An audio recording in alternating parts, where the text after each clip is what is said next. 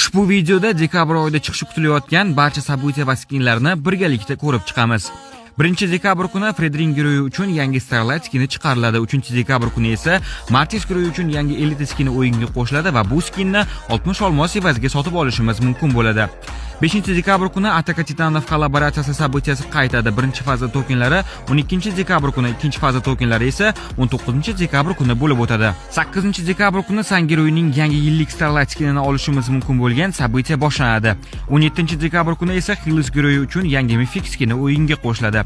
18-dekabr kuni yangi sezon boshlanadi va shu kunda Balmont Giroy uchun bag'ishlangan yangi 39-sezon skini hamda 100 olmos evaziga olishimiz mumkin bo'lgan Lisun Giroyning yangi Special skini o'yinga qo'shiladi. Aynan shu kuni yangi Sora Giroyi ham chiqariladi.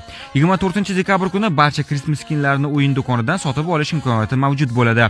Va nihoyat 26-dekabr kuni esa Louis Giroy uchun yangi Epic skini o'yinga qo'shiladi va 899 olmos evaziga sotib olishimiz mumkin bo'ladi. Eslatib o'tamiz, ushbu xabarlar keyinchalik o'zgarishi, hatto ayrim события va skinlar chiqishi bekor qilinishi ham mumkin.